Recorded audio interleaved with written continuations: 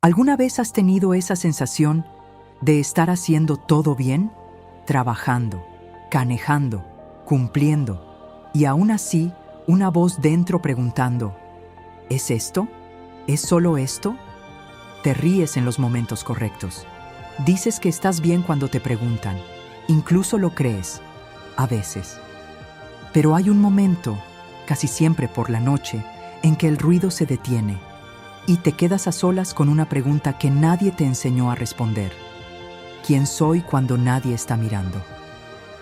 Déjame contarte algo que aprendí observando a las personas. La mayoría no despierta de golpe. No es un rayo. No es una revelación en un monasterio. Es una acumulación silenciosa de pequeños momentos que la vida va apilando hasta que un día, sin avisar, la pila se derrumba. Puede ser un martes cualquiera. Puede ser en medio de una reunión en la que no hay nada malo. Puede ser lavando los platos mientras suena una música de fondo y de repente te das cuenta de que no recuerdas cuándo fue la última vez que sentiste algo de verdad. No tristeza, no alegría, cualquier cosa. Es como descubrir que has estado viviendo en modo automático sin darte cuenta de que alguien te había cambiado por el piloto. Este video va a doler un poco, te lo advierto ahora, porque mereces honestidad. Pero va a doler de la forma en que la luz duele en los ojos de quien ha estado demasiado tiempo en la oscuridad. Porque la cuestión no es si estás dormida. La cuestión es, ¿sabes en qué partes de ti aún no has despertado? Vamos a descubrirlo juntas. Carl Jung pasó décadas estudiando algo que la mayoría de las personas nunca se detiene a considerar, que no somos solo lo que creemos ser. Nació en 1875, en Suiza. Creció en un hogar solitario, con un padre pastor que dudaba de su propia fe y una madre que decía tener dos lados, uno de día, otro de noche. Jung creció observando esas contradicciones y en lugar de intentar resolverlas, hizo algo diferente, decidió estudiarlas. Décadas después, llegó a un concepto que cambiaría la psicología para siempre. Lo llamó sombra, no la maldad, no el mal.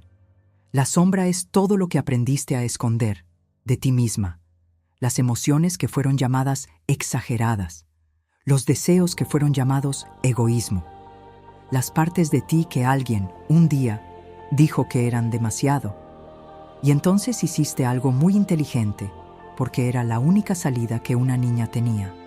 Las guardaste, no las tiraste, porque no es posible tirar partes de una misma, solo las enterraste, muy hondo, y seguiste sonriendo.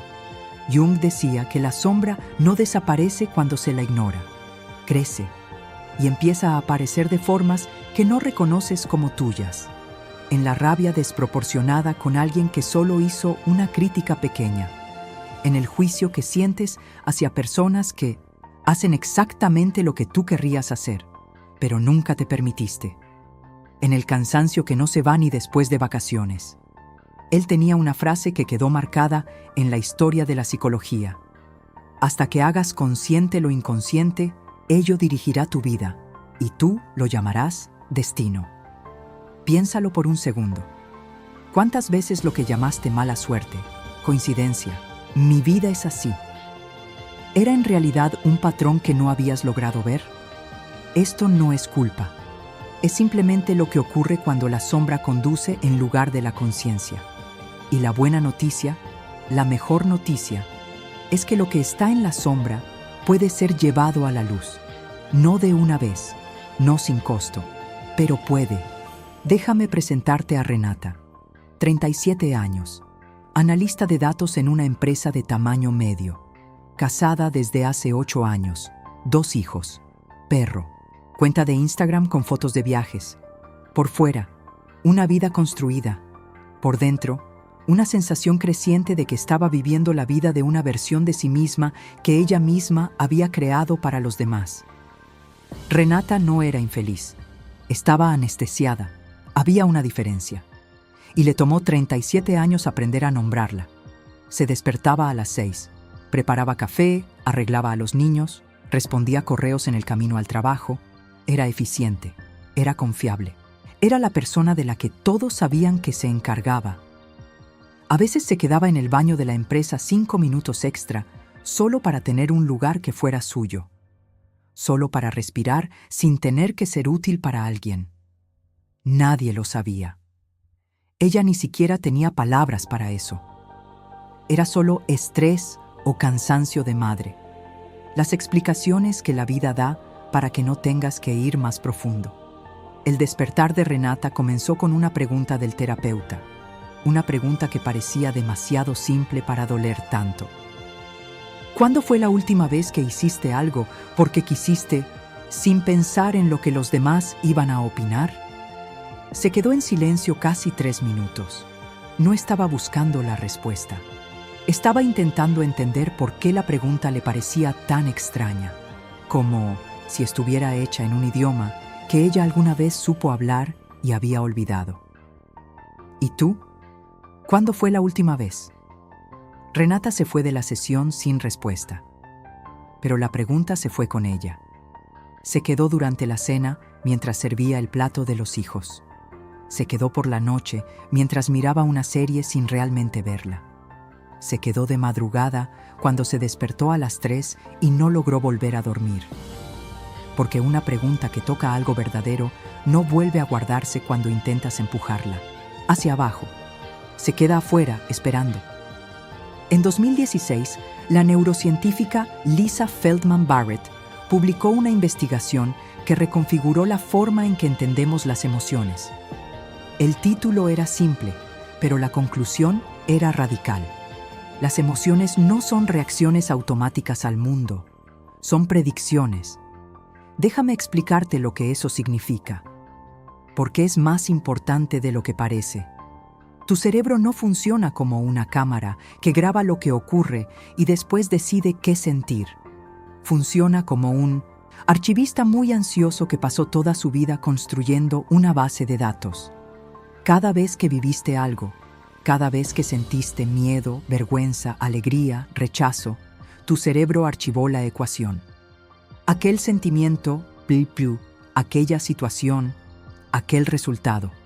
Y a partir de ahí, incluso antes de que el evento ocurra, empieza a predecir, a preparar el cuerpo, a activar la alarma.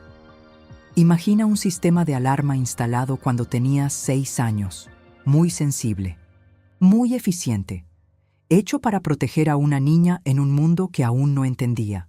Pero creciste. El mundo cambió. La alarma no fue actualizada. Y entonces sigue disparándose ante amenazas que ya no existen. Se dispara cuando tu jefe envía un mensaje seco.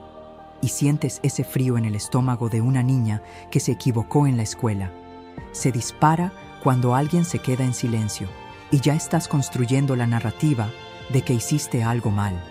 Se dispara cuando te piden tu opinión. Y tu primera reacción es verificar lo que los demás piensan antes de saber lo que tú misma piensas. Eso tiene un nombre: construcción emocional predictiva. Y es el sistema que gobierna mucho más de tu vida de lo que imaginas. Renata tenía 7 años cuando su madre le dijo, por primera vez, deja de hacer drama. Estaba llorando porque perdió un peluche en un viaje. Parecía pequeño. Era pequeño, pero el cerebro de 7 años archivó la ecuación sin pedir permiso. Cuando siento dolor y lo muestro, soy un problema. Con 37 años, Renata aún no lloraba frente a nadie, ni cuando lo necesitaba. Decía que era fuerte. La ciencia llama a esto supresión emocional crónica. Un estudio realizado por James Gross en Stanford en 1998 mostró algo que debería enseñarse en las escuelas. Las personas que suprimen emociones regularmente presentan mayor activación del sistema nervioso simpático, menor capacidad de memoria y vínculos relacionales más frágiles. En otras palabras, guardar lo que sientes no te protege, solo te cansa más. Es como respirar solo la mitad del aire. Sobrevives, pero no floreces. Y aquí está la primera chispa de esperanza real, no la de autoayuda.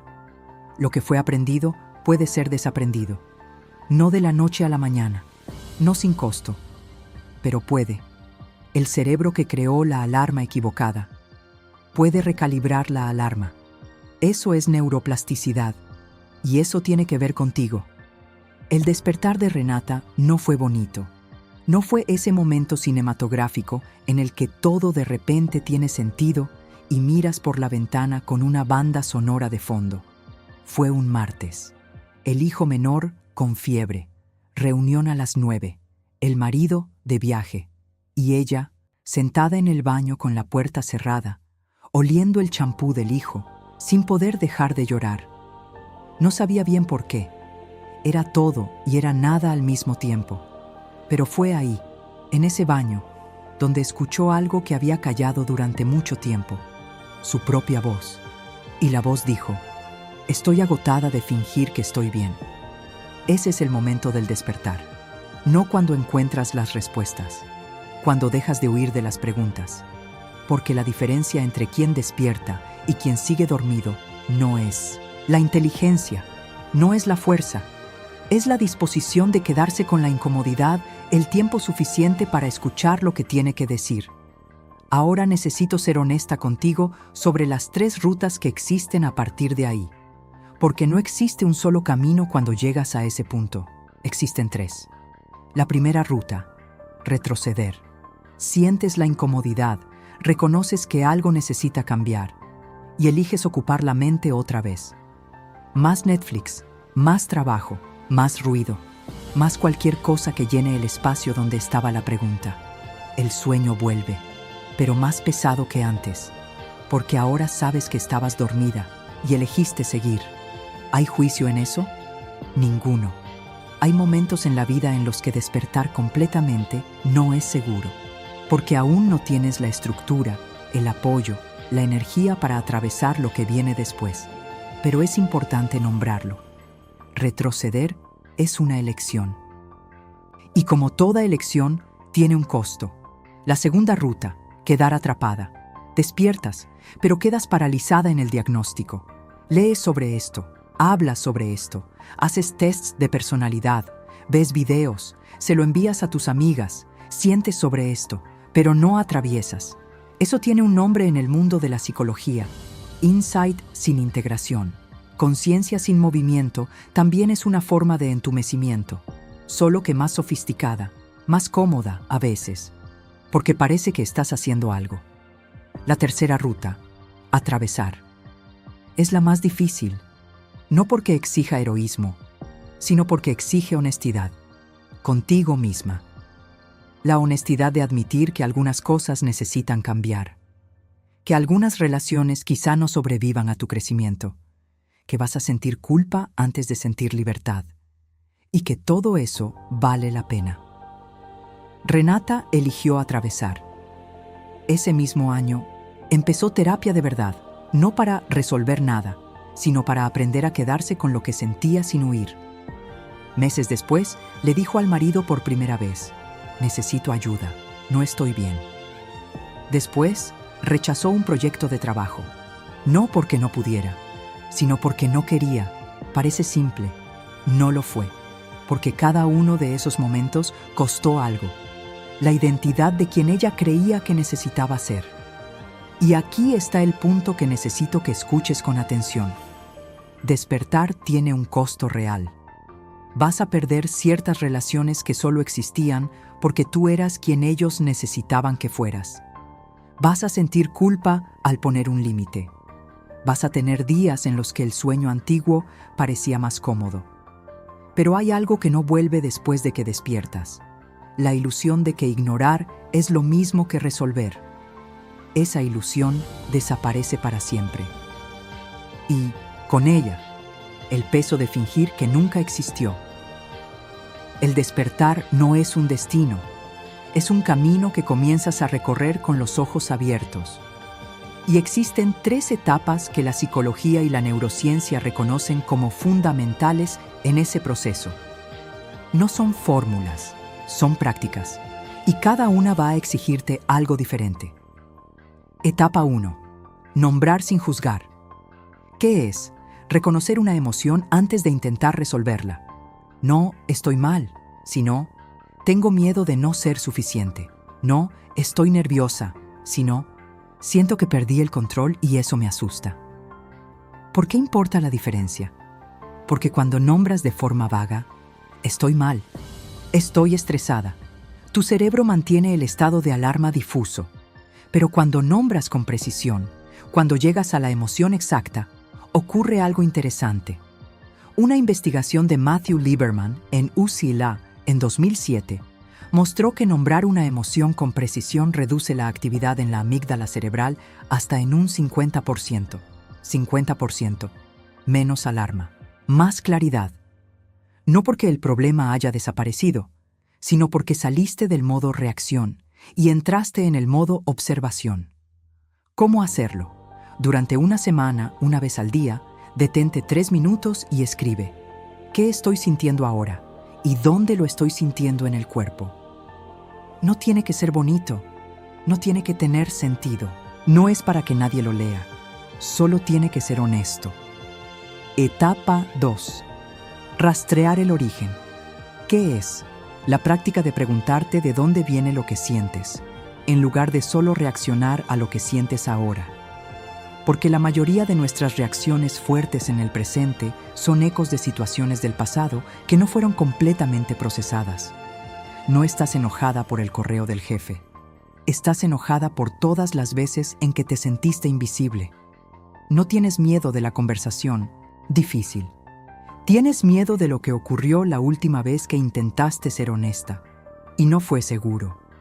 El presente siempre es más soportable cuando entiendes que la intensidad de lo que sientes no es necesariamente proporcional al evento, sino a la historia que activó.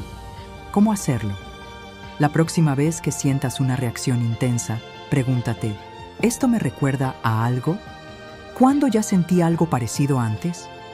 No necesitas tener la respuesta. Solo preguntar ya cambia el circuito, porque cuando preguntas, sales del automático, y en el espacio entre el automático y la conciencia es donde comienza el cambio. Etapa 3. Elegir en vez de reaccionar, que es el espacio entre el estímulo y la respuesta.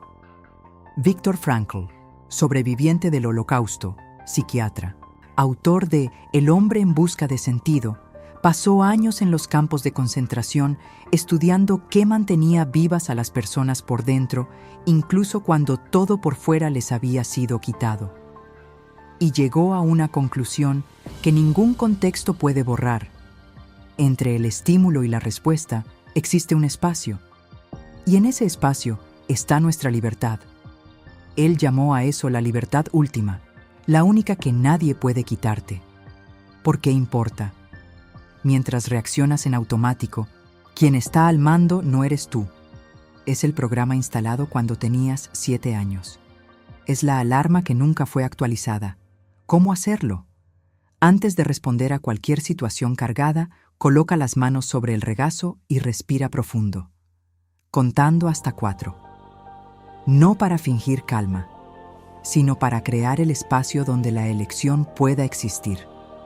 Renata llama a eso el segundo antes. Es donde se encontró a sí misma de vuelta. Hoy Renata aún tiene días difíciles. La alarma aún se dispara a veces. Pero aprendió la diferencia entre escuchar la alarma y obedecerla ciegamente. Ese es el signo de que algo cambió de verdad. No es ausencia de miedo. Es presencia incluso con miedo. Sabrás que comenzaste a despertar cuando tus respuestas empiecen a venir de dentro, no de lo que los demás esperan. Puedas quedarte con una emoción incómoda sin huir inmediatamente. Un no deje de parecer una catástrofe. Dejes de preguntarte ¿qué va a pensar la gente? Y empieces a preguntarte ¿qué es lo que realmente quiero? No todas a la vez, no sin recaídas. Pero empiezas a notarlo, y notar ya es despertar. Ahora quiero preguntarte directamente, ¿dónde estás en este proceso? Déjalo en los comentarios. A. Aún estoy dormida y lo sé. B.